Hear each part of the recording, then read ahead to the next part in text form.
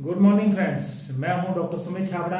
मैं आज के टॉपिक पर आता हूं what the anti ageing therapy what is recommended by Ayurveda. Ayurveda ने हमारी एंटी एजिंग के बारे में क्या बोला है। Anti ageing friends, anti ageing से जैसे ही हम बोलते हैं एंटी एजिंग बोलते ही हर इंसान के मन में एक सदैव जवान रहने की एक इच्छा, एक जज्बा जागृत हो जाता है। जी हाँ दोस्तों, कौन इस दुनिया में जवान नहीं रहना चाहता। हर इंसान इस दुनिया में हमेशा जवान बना रहना चाहता है। जी हाँ दोस्तों, आयुर्वेदा ने, हमारे ऋषि मुनियों ने, जो प्रख्यात आयुर्वेदा के ऋषि मुनि हुए, इस चीज की जानकारी उन्होंने बहुत पहले हमें दे दी थी कि हम किस प्रकार से हमने अपने यौवन को, हम अपनी जवानी को किस प्रकार से हमेशा बरकरार रख सकते हैं। तो फ्रेंड्स, हम इस वीडियो के अंदर आपसे आज परिचर्चा करेंगे कि क्या है वो एंटी एजिंग थेरेपी। फ्रेंड्स, हम बच्चे होते हैं, बच्चे होने के बाद बड़े भी होते हैं, बड़े होने के बाद हम जवान होते हैं, जवान होने के बाद हम उम्र के उस फेज पर पहुंच जाते हैं जिस फेज पर जाना कोई भी नहीं चाहता। वो है फ्रेंड्स, डेफिनेटली वह स्टेज है जिसे हम बुढ़ापा कहते हैं। बुढ़ापे में कोई नहीं जाना चाहता, बुढ़ापे से हर कोई बच के रहना चाहता है, वो सदैव अपनी उम्र को जवान बना के रखना चाहता है। तो हम किस प्रकार से जवान बन के रहेंगे, हम हमेशा अपनी उम्र को किस प्रकार से घटाते रहेंगे, तो इस प्रकार से संभव है। आज हम बात करेंगे अपने आयुर्वेदा के बारे में। तो फ्रेंड्स, किस प्रकार से हम अपनी इस चीज को कैसे मेंटेन करेंगे रसायन। फ्रेंड्स, आयुर्वेदा ने हमें इस आयुर्वेदिक एस्पेक्ट के बारे में तो मैंने बताया कि रसायन क्या होती है। आयुर्वेदिक की वो चिकित्सा जिससे हम एंटी एजिंग यानी कि उम्र के दुष्प्रभावों को रोक पाएंगे और किस प्रकार से हम उसको आगे लेके चल पाएंगे। तो अब हमने आपको आयुर्वेदा के बारे में बताया। अगर अब हमारा स्टेप होना चाहिए कि उसको हम कैसे कोरिलेट करें कि हमारे मॉडर्न के हिसाब से।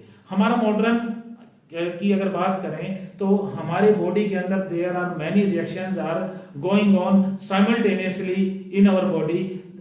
This total process is called as metabolism. Metabolism हमारी बॉडी के अंदर प्रोसेस है। मेटाबॉलिज्म में एक प्रकार का हमारी पाचन क्रियाएं हैं जो कि हमारे शरीर के अंदर, हमारे लिवर के अंदर हमेशा चलती रहती है। मेटाबॉलिज्म को भी दो पार्ट्स में डिवाइड किया गया है, एनाबॉलिज्म एंड कैटाबॉलिज्म। एनाबॉलिज्म का मतलब है सेल्स का निर्माण होना, पुनः निर्माण होना। कैटाबॉलिज्म का मतलब है सेल्स का टूटते रहना, ब्रेकअप ऑफ द सेल्स।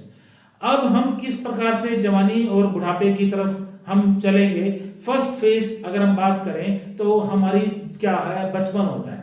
बचपन के अंदर हमारा एनाबॉलिक फेज वेरी फास्ट होता है, multiplication of cells and tissues लगातार होता रहता है। और हमारा कैटाबॉलिक फेज है वो बहुत ही स्लो होता है, मतलब हमारी सेल्स का टूटना बहुत स्लो है और सेल्स का बनना बहुत फास्ट है। इससे क्या होगा, हमारी ग्रोथ बहुत फास्ट होती है। जैसे कि हमने देखा है कि हमारे बच्चों की जो ग्रोथ होती है बहुत फास्ट होती है।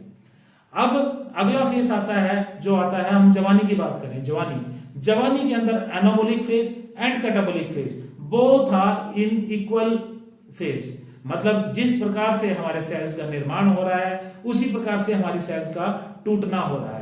सेल्स का बनना, सेल्स का टूटना अगर बराबर हो गया तो क्या है, ग्रोथ हमारी रुक जाती है। जैसा कि जवानी में होता है, हम देखते हैं फ्रेंड्स, हमारी हाइट बढ़नी रुक गई। हमारी हाइट बढ़ने के बाद हमारे और भी कई अंगों का विकास होना रुक गया। क्यों? क्योंकि हमारी एनाबॉलिक और कैटाबॉलिक फेज बराबर हो चुके हैं। अब हम तीसरी स्टेज पे आते हैं फ्रेंड्स, जो कि है बुढ़ापा। बुढ़ापा हमारा वो फेज है जिसके अंदर हमारा एनाबॉलिक फेज नाम मात्र के बराबर हो जाता है एंड कैटाबॉलिक फेज जो है वो मैक्सिमाइज हो जाता है। क्या मतलब, सेल्स का बनना तो रुक गया, सेल्स का टूटना निरंतर बना हुआ है, टूटती जा रही है, सेल्स टूटती जा रही है। क्या प्रभाव पड़ा हमारे शरीर के ऊपर? हमारा शरीर क्षीण पड़ता चला जा रहा है, वीक पड़ता चला जा रहा है, शरीर चेहरे पर झुर्रियां आती चली जा रही है, बालों के अंदर हमारे बाल गिरने शुरू हो गए हैं। जो कि हमारी उम्र के प्रभाव को दर्शाता है कि हम बूढ़े हो चुके हैं। अब फ्रेंड्स, अब हमको इसकी क्या जानकारी मिली? ये जानकारी मिली कि हम किस प्रकार से हम अपने एनाबॉलिक फेज यानी कि सेल्स के बनने को किस प्रकार से कंटिन्यू करें। हमारा सेल्स का ऐसा क्या हो कि हमारे सेल्स का बनना निरंतर चलता रहे हमारे बुढ़ापे में भी। और सेल्स का टूटना तो एक प्रोसेस है, वो टूटेंगी। हमने अपने सेल्स के बनने के ऊपर, ज्यादा सेल्स के बनने के ऊपर जोर देना है, वही हमारा टारगेट है। वह टारगेट कैसे अचीव होगा? वह टारगेट अचीव होगा हमारी रिजनरेशन थेरेपी से। रिजनरेशन थेरेपी बोले तो हमारी anti ageing therapy. Anti ageing therapy को हमारे ऋषियों ने बहुत ही समय पहले क्या कहा था कि एंटी एजिंग थेरेपी को उन्होंने रसायन चिकित्सा का नाम दिया था। रसायन चिकित्सा वह चिकित्सा है जो कि हमारे उम्र के दुष्प्रभावों को कम करती है। तो हमारे ऋषियों ने, जैसे कि महर्षि सुश्रुत ने बहुत समय पहले बोल दिया था, वह सब्सटेंस जिसके अंदर वह शक्ति है जो कि उम्र के दुष्प्रभावों को कम करता है, यानी कि हमारी उम्र के दुष्प्रभावों को कम करने वाला, उम्र को बढ़ाने वाला, हमारी मेंटल एंड फिजिकल एक्टिविटीज को इंक्रीज करने वाला, पावरफुल बनाने वाला जो सब्सटेंस है, जो भी सब्सटेंस भी हो सकता है, वो एक थेरेपी भी हो सकती है या फिर एक रहन सहन भी हो सकता है, उन सब को कैटेगराइज कर दिया एक रसायन के रूप में। अगर हम बात करें महर्षि चरक ने क्या कहा? महर्षि चरक ने कहा जो सब्सटेंस हमारी धातुएं जो हमारी 7 धातुएं हमारे फ्रेंड्स पाई जाती हैं शरीर के अंदर, पोषण करने, धातुओं का जो सब्सटेंस पोषण करने की क्षमता रखता है, वही रसायन है जो हमारी धातुओं का पोषण कर सके। अब कौन सी 7 धातुएं जिनकी अगर बात करें तो हमारे शरीर में प्रेजेंट हैं, जो जिन धातुओं का पोषण करने की आवश्यकता होती है। फ्रेंड्स, जो भी हम पहले खाते हैं हमारे शरीर के अंदर, तो क्या बनता है? रस की हमारे स्थापना होती है, रस बनता है। जो रस बनने के बाद रक्त यानी कि ब्लड फॉर्मेशन होती है। ब्लड फॉर्मेशन होने के बाद जो तीसरा सब्सटेंस वो क्या बनता है? मांस की स्थापना होती है। मांस हमारे यानी कि मांस टिश्यूज सेल्स जो होती हैं, हमारे मांस की स्थापना होती है। फिर चौथा जो चीज जो हमारे शरीर में होती है, मेद यानी कि फैट की स्थापना होती है। और 5वां, मेद के बाद हमारी अस्थियों की स्थापना होती है, अस्थियां बनती हैं हमारी, अस्थि यानी कि बोन्स, हमारी बोन्स का निर्माण होता है। फिर 5वां, बोन्स के बाद हमारी मज्जा की स्थापना होती है। मज्जा यानी कि हमारा बोन मैरो, बोन्स के अंदर जो एक प्रकार का गुदा होता है उसे बोन मैरो कहते हैं। बोन मैरो के अंदर क्या है कि हमारी सेल्स का बनना, ब्लड सेल्स का बनना, बहुत सारी एक्टिविटीज हमारी बड़ी लार्ज बोन्स के अंदर होती रहती है, बोन मैरो के अंदर होता रहता है। अब अगर हम बात करें आखिरी धातु की, तो मज्जा के बाद जो आखिरी धातु है शुक्र धातु का निर्माण होता है। शुक्र धातु हमारे बॉडी के जेनेटियल प्रोसेस यानी कि हमारी प्रजनन क्षमता के लिए रिस्पॉन्सिबल है। अब हम अगर बात करें कोई भी सब्सटेंस इन 7 धातुओं में से किसी भी धातु का अगर पोषण करने की क्षमता रखता है, वही रसायन है। तो अगर हम बात करें रसायन चिकित्सा रसायन किन वर्ड से मिलके बना है दोस्तों? रसा प्लस आयना। रसा मतलब the fluid of life, fluid of जीवन, हमारे जीवन का रस, वह रस जो अगर हम भोजन खाते हैं तो रस की स्थापना होती है, उसी रस की बात हो रही है दोस्तों। रस आयना मतलब राइट पाथ टू अवर धातुस। अगर कोई रस हमारा निर्माण होता है हमारी धातुओं, तो अगर सही मात्रा में सही रास्ते से पहुंच जाता है, वही रसायन, उसे रसायन कहा गया है। अब रसायन की चिकित्सा किस प्रकार से हो, और इस बात से यह भी साबित हो गया कि रसायन के अंदर कितनी शक्ति है? रसायन के अंदर वह शक्ति है दोस्तों कि वह हमें हमेशा के लिए जवान बनाने की क्षमता रखता है।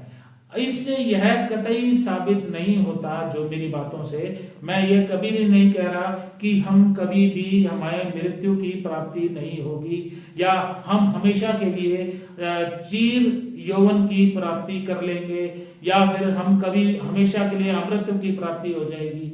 मैं नहीं कह रहा दोस्तों, हमारी मृत्यु एक कटु सत्य है, हमारी मृत्यु अवश्य हो गई, परंतु फ्रेंड्स जब तक हम जीवित रहेंगे, अगर maybe in 80s and 90s of our life, अगर हम जब तक जीवित रहेंगे तब तक हमारे बॉडी के जो ऑर्गन्स हैं, वाइटल ऑर्गन्स हैं, हमारे मसल्स हैं, हमारी एक्टिविटीज हैं, वो प्रॉपर वे में काम करती रहेंगी, हमको दृढ़ स्ट्रॉन्ग बनाए रखेंगी और हमें ताउम्र किसी के सहारे की आवश्यकता नहीं पड़ेगी।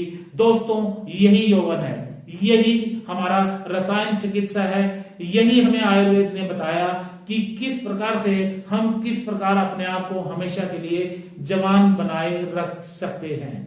तो फ्रेंड्स इस सब के लिए क्या हमें रसायन चिकित्सा के अंदर बहुत सी हर्ब का जिक्र किया गया है, बहुत सी दिनचर्या का जिक्र किया गया है, बहुत सी और बातों का जिक्र किया गया है। आहार विहार चिकित्सा जिसके अंदर हर्ब्स भी आ जाती हैं, हमारा डाइट्स भी आ जाती हैं, इसके अलावा हमारा आहार विहार यानी कि हमारा डेली का रूटीन हम क्या फॉलो करते हैं, ये सब चीजें उस रसायन चिकित्सा के अंदर आ जाती हैं।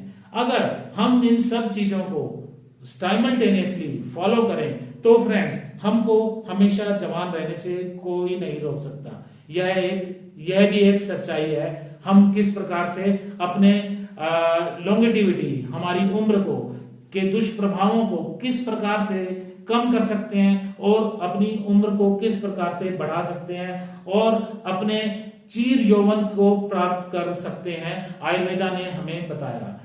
और आज का मॉडर्न एस्पेक्ट भी इस चीज को मानता है और इस एंटी एजिंग प्रोसेस को आयुर्वेद को बहुत ही ज्यादा मान्यता देता है।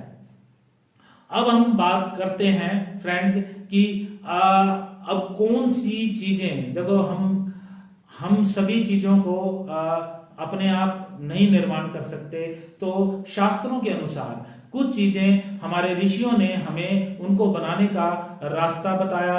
ये कौन सी चीजें किस प्रकार से बनेंगी जो कि रसायन का कार्य करेंगी, वो रसायन सब्सटेंसेस कौन कौन से हैं, हम जल्दी से आपको कुछ रसायनों के बारे में बता देता हूं।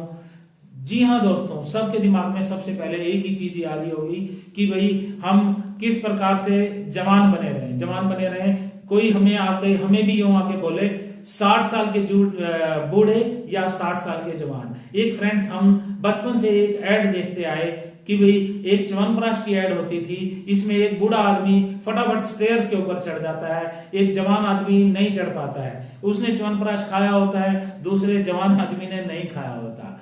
इसका मतलब मैं उसी च्यवनप्राश की बात कर रहा हूं। जी हाँ दोस्तों, वह च्यवनप्राश के अंदर वह शक्ति, वह गुण उसमें विद्यमान है जो कि आपको हमेशा के लिए जवान बनाए रखना की क्षमता रखता है।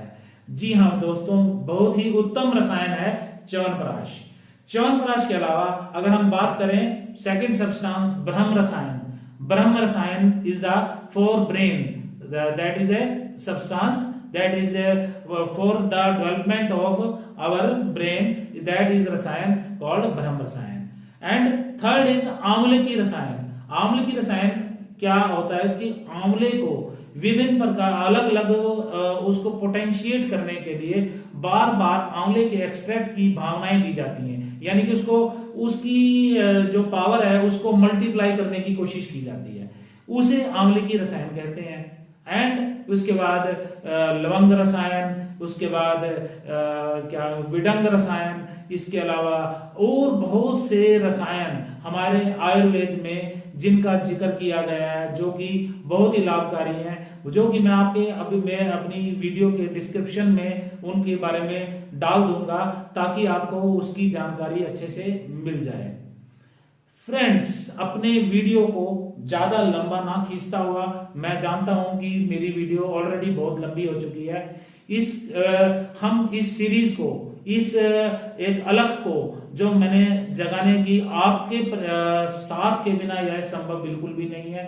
मैं आपके साथ इस अलग को जगाए रखना चाहता हूं, वह जानकारी हमेशा आपको देते रहना चाहता हूं। मॉडर्न के साथ आयुर्वेदा को कोलैबोरेट करते रहना चाहता हूं। हम आपको उस चीजों के बारे में हमेशा जानकारी देते रहना चाहते हैं। तो उसके लिए मैंने इस चैनल को आपके लिए बनाया है। मैं आपसे अगली वीडियो के अंदर मैं आपको रसायन के बारे में ही बताना चाहूंगा। अभी ये टू बी कंटिन्यूड है, अभी कंटिन्यू हम इसको करेंगे कि कौन सा रसायन किस उम्र के अंदर चाहिए हमको। मान लीजिए हम 10 साल तक कौन सा रसायन हमारे लिए उपयोगी है, अगले 10 साल तक यानी कि हम 20 साल तक होंगे तब क्या उपयोगी है हमारे लिए, 30 साल के होंगे तो क्या उपयोगी है, कौन सी हर्ब्स, कौन सा रेजिमेंट, कौन सा लाइफस्टाइल हमारे लिए ज्यादा उपयोगी है एज ए रसायन, मैं आपको बताऊंगा। तो ये हमारी उम्र के हिसाब से बताऊंगा। फिर मैं आपको यह बताऊंगा कि कौन सी धातु को पोषित करने के लिए, कौन सी धातु को पोषित करने के लिए कौन से रसायन की आवश्यकता पड़ेगी। मान लो हमारी 7 धातुएं हैं, हमने मान लो हमारे शुक्र धातु को पोषित करना है। एक एग्जांपल बता रहा हूं, शुक्र धातु को पोषित करने के लिए कौन सी धातु हमारे लिए उपयोगी रहेगी। जैसे कि हम एक एग्जांपल के लिए सफेद मूसली हमारे शुक्र धातु को बहुत अच्छे से पोषित करेगी। मैं और भी बहुत सारे चीजों के ऊपर से पर्दा हटाऊंगा, बहुत सारी चीजों को आपको बतलाऊंगा, वो भी आपको मॉडर्न के हिसाब से और आयुर्वेदा के हिसाब से। क्या हमने, हमारे ऋषियों ने बोला, क्या हमारा मॉडर्न जानता है, हमारे मॉडर्न ने उसको क्या सत्यापित किया, कंफर्म किया, यस, मैं उनके बारे में भी बताऊंगा। फिर मैं आपको इसके अलावा रसायन किस सेंस ऑर्गन के लिए कौन सा रसायन चाहिए, आईज के लिए कौन सा चाहिए, ईयर्स के लिए कौन सा चाहिए, एंड मैनी अदर्स। मैं ये भी बताऊंगा हमारे बॉडी के जितने भी वाइटल ऑर्गन्स हैं, हमारे सिस्टम्स हैं, कौन से सिस्टम को स्ट्रॉन्ग करने के लिए कौन सा रसायन चाहिए। जैसे सर्कुलेटरी सिस्टम को स्ट्रॉन्ग करने के लिए क्या चाहिए, नर्वस सिस्टम को स्ट्रॉन्ग करने के लिए कौन सा रसायन चाहिए, हमारे डाइजेस्टिव सिस्टम को स्ट्रॉन्ग करने के लिए कौन सा रसायन चाहिए। मैं उन सभी रसायनों के बारे में आपको जानकारी दूंगा, डेफिनेटली दूंगा अगली वीडियो में। तो अब यह भी आवश्यक हो जाता है कि हमको हमारी प्रकृति के अनुसार कौन सा रसायन ज्यादा हमारे लिए उपयोगी रहेगा। हम वात प्रकृति के हैं तो हमें कौन सा रसायन लेना चाहिए, पित्त प्रकृति के हैं तो कौन सा रसायन लेना चाहिए, और कफ प्रकृति के लिए हैं तो कौन सा रसायन लेना चाहिए। हर किसी के लिए हर चीज उपयोगी कतई नहीं हो सकती। हमें अपनी प्रकृति को जानना आवश्यक है, उसी हिसाब से रसायन लेना चाहिए। मैं आपको इन सभी तथ्यों के बारे में जानकारी देने का अपना पूरा प्रयास करूंगा अपने अगले वीडियो में।